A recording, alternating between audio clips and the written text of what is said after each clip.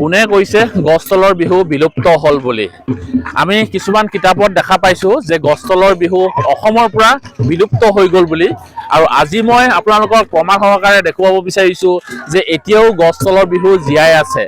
সেই কেজন কোন পণ্ডিতে লিখিলে বা কোন কেজন বিশেষ ব্যক্তিয়ে লিখিলে আমি ক'বলৈ নাযাওঁ কিন্তু তেওঁলোকক আজি উদ্দেশ্য কৰি এই ভিডিঅটো মই প্ৰস্তুত কৰিছো আৰু এই ভিডিঅটোত মই আপোনালোকক জনাবৰ কাৰণে চেষ্টা কৰিম যে গছতলৰ বিহু আমাৰ অসমৰ পৰা বিলুপ্ত হোৱা নাই নমস্কাৰ সকলোকে অসকাই অসম অন্যটা ভিডিঅলৈ স্বাগতম জনালো আজি মই ভিডিঅটো প্ৰস্তুত কৰিছো বিশেষ এটা উদ্দেশ্য লৈ আৰু সেই উদ্দেশ্য হৈছে কি যে আপোনালোকে বহু ব্যক্তিয়ে জ্ঞাত আৰু বহু ব্যক্তি এতিয়াও জ্ঞাত নহয় যে আমাৰ হাই সেকেন্ডাৰী ফাৰ্স্ট ইয়াৰ আৰু সেকেন্ড ইয়াৰ বিহুৰ ওপৰত এটা সাবজেক্ট আনি দিয়া হল আৰু সেই সাবজেক্টটো এতিয়া আমাৰ উঠি অহা প্ৰজন্মই এতিয়া পঢ়িবৰ কাৰণে তেওঁলোকে চেষ্টা কৰিছে আৰু সেই বিহু বুলি যিটো সাবজেক্ট তাত আনি দিয়া হৈছে তাত হাই সেকেন্ডাৰী সেকেন্ড ইয়াৰত লিখা আছে পেজ নাম্বাৰ 48 আৰু পেজ নাম্বাৰ 49ত লিখা আছে যে অসমৰ পৰা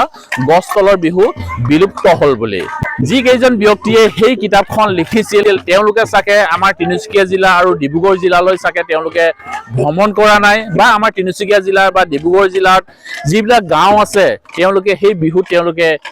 আহি পেলাই আমাৰ গাঁৱৰ ভিতৰত তেওঁলোকে সোমাই চোৱা নাই সাকে সেইকাৰণে আজি মই সেই বিশেষ ব্যক্তি কেইজনক আজি এই ভিডিঅটো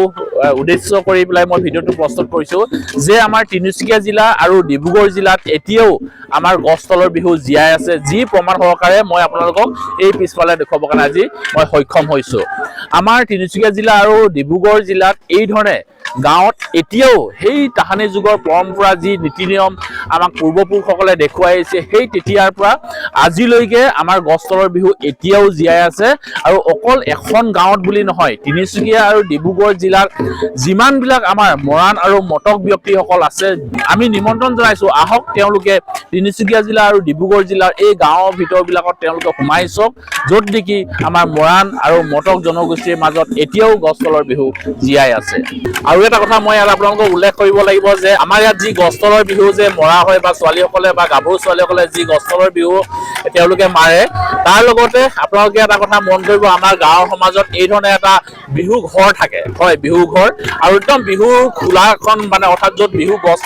খোলাখন থাকে তাতে মানে এই ধৰণে গাভৰু ছোৱালীসকলে মাৰি থাকে আৰু তাৰ কাষতে এই ধৰণে ধৰক ডাঙৰ ডাঙৰ গছবিলাক থাকে য'ত নেকি আমাৰ খুব বেছি ৰ'দ দিলে এই গাভৰু ছোৱালীসকলে ইয়াতে জিৰণি ল'ব পাৰে বা খুব বেছি বৰষুণ দিলে ধৰক এই ধৰণে সেই বিহু খোলা এই ঘৰবিলাকত তাহাঁতে আশ্ৰয় ল'ব পাৰে আজি তোমালোকৰ ইয়ালৈ আহিলো বিহু চাবৰ কাৰণে খুব বেছি ভাল লাগিছে সুন্দৰকৈ সকলোৱে নাচিবৰ কাৰণে চেষ্টা কৰিছে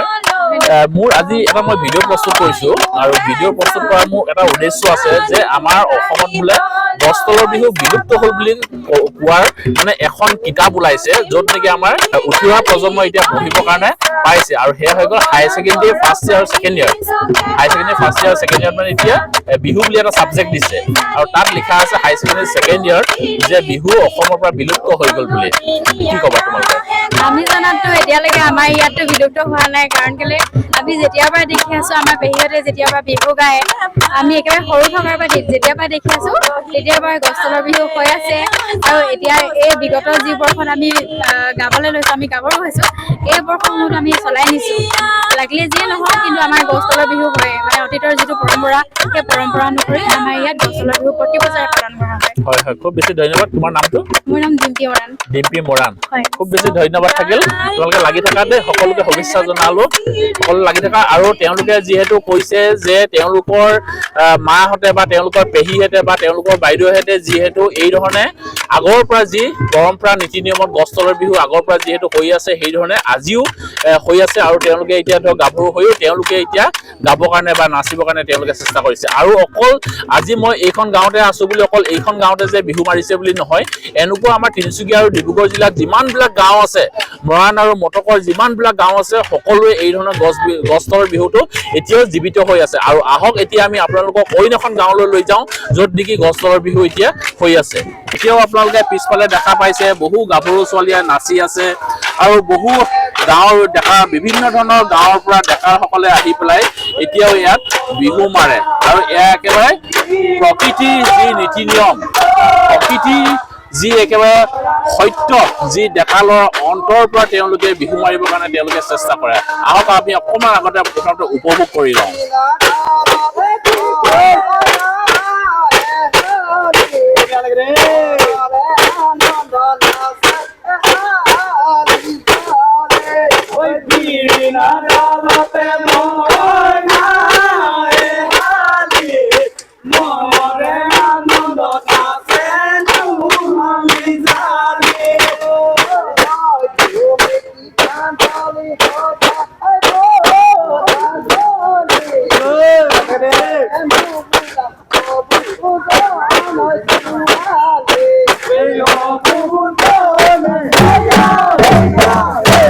আৰু এটা কথা মই ইয়াতে কৈ দিওঁ আমাৰ নিজৰ গাঁৱৰ ডেকা ল'ৰাসকলে নিজৰ গাঁৱৰ ছোৱালীসকলক ননচুৱায় কাৰণ কেলে নিজৰে বাই ভনীসকল থাকে সেইকাৰণে নিজৰ ডেকা ল'ৰাই নিজৰ গাঁওখনত নিজৰ বাই ভনীসকলক ননচুৱায় তেওঁলোকে যিসকল ডেকাসকল আহিছে তেওঁলোকে বেলেগ বেলেগ গাঁৱৰ পৰা আহিছে আৰু ইয়াত এই গাভৰু ছোৱালীসকলক নচুৱাবৰ কাৰণে চেষ্টা কৰে আৰু এটা কথা মই আপোনালোকক যিহেতু কৈ আছো যে গছতলৰ বিহু আমাৰ তিনিচুকীয়া জিলাত বিলুপ্ত হোৱা নাই বা আমাৰ ডিব্ৰুগড় জিলাত বিলুপ্ত হোৱা নাই আৰু আমাৰ লগত এই গাভৰু ছোৱালীসকল আছে তেওঁলোকৰ পৰা আমি আজি মতামতটো অকণমান জানিবৰ কাৰণে চেষ্টা কৰোঁ সকলোকে নমস্কাৰ দেই আৰু সকলোকে বিহুৰ শুভেচ্ছা জনাইছো হয় আৰু এটা কথা মই তোমালোকৰ পৰা জানিব বিচাৰিছো যে ধৰা এতিয়া আমি হাই ছেকেণ্ডেৰী ছেকেণ্ড ইয়াৰ মানে first year second year Bihu বুলি এটা ছাবজেক্ট আহি গ'ল বিহু এটা ছাবজেক্ট আহি গ'ল আৰু এই ছাবজেক্টটোত লিখা আছে অৰ্থাৎ মানে হাই ছেকেণ্ডেৰী ছেকেণ্ড ইয়াৰত 48 আৰু 49 এই পৃষ্ঠাত লিখা আছে যে অসমৰ পৰা গছতলৰ বিহু বিলুপ্ত হৈ গ'ল বুলি কি ক'বা তোমালোকে অসমৰ পৰা বিলুপ্ত হোৱা নাই বিশেষকৈ আমাৰ তিনিচুকীয়া আৰু ডিব্ৰুগড় জিলাত হৈ আছে আমাৰ মৰাণ আৰু মটকৰ মাজত বিশেষকৈ গছতলৰ বিহু ৰাতি বিহু পৰম্পৰাগতভাৱে আমাৰ নিজৰ সাজ পোছাক পৰিধান কৰি মানে চলি আহিছে দেখি আহিছোঁ আমি যেতিয়াৰ পৰা গাভৰু হৈছোঁ তেতিয়াৰ পৰা চলি আহিছে মা দেউতাহঁতো কয় ককা আইতাহঁতো কয় যে চলি আহিছে ৰাতি বিহু পৰম্পৰা চলি আহিছে গছতলৰ বিহু চলি আহিছে বেলেগ গাঁৱৰ ডেকাসকলে আহি গাঁৱৰ জীয়ৰীসকলক নচুৱাই তেনেদৰে এনেকুৱা দাং বান্ধি দিয়া হয় তাৰ ভিতৰত ডেকাখিনি আহিব নোৱাৰে সেই বাহিৰৰ ফালে নচুৱাই চাকচনি মাৰিৰে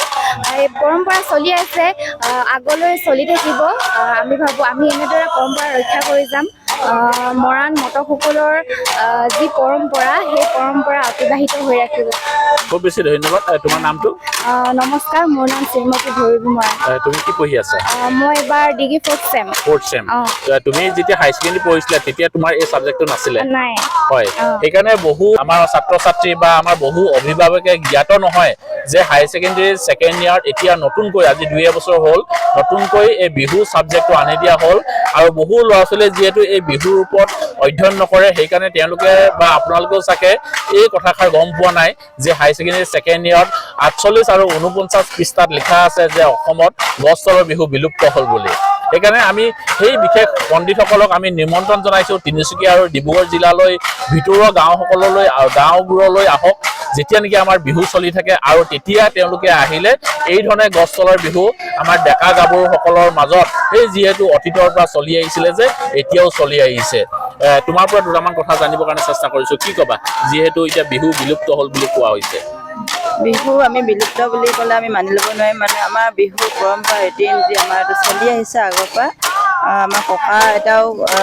গাইছিলে মা দেউতাও গাইছিলে আৰু বৰ্তমান আমিও গাই আছোঁ আৰু আমাৰ চলিয়ে থাকিব পৰম্পৰাটো আমি ধৰি ৰাখিবলৈ চেষ্টা কৰিম আমাৰ থাকিব আৰু এইটো বিহু বুলি ক'লে আমাৰ এইটো মানে গছতলৰ বিহু আমাৰ মেইন মানে ৰাতি বিহু গছতলৰ বিহু অকল ৰাতি বিহু বুলি নহয় মানে গছতলৰ বিহু এই মেইন আমাৰ এতিয়া তোমালোকৰ ইয়াত ৰাতি বিহু হৈ আছে ৰাতি বিহু হৈছে কালিৰ পৰা হৈ আছে যোৱাকালিৰ পৰা হৈ আছে ন আৰু ইয়াততো তোমালোকৰ চাগে গম পোৱা চাগে ইয়াততো তোমালোকৰ গাঁৱত ৰাতি বিহু আৰু গছতলৰ বিহু একেলগত হয় নহয় একেলগে হয় আৰু বহু জেগাত আমি দেখিছো যে গছতলৰ বিহু হয় ৰাতি বিহু নহয় কিন্তু তোমালোকৰ গাঁৱত ৰাতি বিহু আৰু হৈয়ে থাকে গছতলৰ বিহু একেলগতে হয় আমাৰ এইটো মানে পৰম্পৰা ৰীতি নীতি ককা দিনৰ কথা মানে শুনি আহিছোঁ তোমালোকে কিমান বয়সৰ পৰা অৰ্থাৎ তোমালোকেতো সৰুৰ পৰা দেখি আহিছা ৰাতি বিহু দেখি আহিছোঁ ৰাতি বিহু তেতিয়াৰ পৰা দেখি আহিছা হয় এতিয়াও বহু গাঁও আছে য'ত নেকি ৰাতি বিহু এতিয়াও হয় আমি বহু জেগাত ৰাতি বিহু দেখা পাওঁ মানে প্ৰদৰ্শনী হিচাপে ৰাতি বিহু হয়, কিন্তু এতিয়াও বহু গাঁও আছে য'ত নেকি ৰাতি বিহু আৰু গছ তলৰ বিহু একেলগত হয়। তাৰ ওপৰত মই ভিডিঅ' এটা বেলেগকৈ প্ৰস্তুত কৰি দিম বাৰু, কিন্তু আজি যিহেতু আমাৰ ভিডিঅ'টো আছিলে যে অসমত এতিয়াও গছ তলৰ বিহু জীয়াই আছে, আৰু মই ইয়াতে বিশেষকৈ দুজন ব্যক্তিৰ নাম ল'ব লাগিব। এজন হৈ গ'ল শ্ৰী হেম গগৈ। তেওঁ কেইবাবাৰো প্ৰটেষ্ট কৰিছে, অৰ্থাৎ বিৰোধিতা কৰিছে যে অসমত গছ তলৰ বিহু এতিয়াও জীয়াই আছে বুলি, কিন্তু সেইসকল বুদ্ধিজীৱীয়ে এতিয়াও মানিবৰ কাৰণে চেষ্টা কৰা নাই। তেওঁলোকে এটা জিদত লাগি আছে যে অসমৰ পৰা গছ তলৰ বিহু বিলুপ্ত হ'ল বুলি তেওঁলোকে চেষ্টাহে কৰি আছে। একচুৱেলি গছ তলৰ বিহু অসমত বিলুপ্ত হোৱা নাই, কিন্তু কিছুমান বুদ্ধিজীৱীয়ে গছ তলৰ বিহুটো অসমৰ পৰা আঁতৰাই পেলাব বিচাৰিছে। সেইকাৰণে আমি সেইসকল ব্যক্তিক আমি অনুৰোধ কৰিব বিচাৰিছোঁ আৰু তেওঁলোকক আমি প্ৰমাণ সহকাৰে দেখুৱাব বিচাৰিছোঁ যে আমাৰ অসমৰ বিশেষকৈ তিনিচুকীয়া আৰু ডিব্ৰুগড় জিলাত এতিয়াও গছ তলৰ বিহু জীয়াই আছে। আৰু এগৰাকী মহিলাৰ নাম মই ল'ব লাগিব। তেওঁ হৈ গ'ল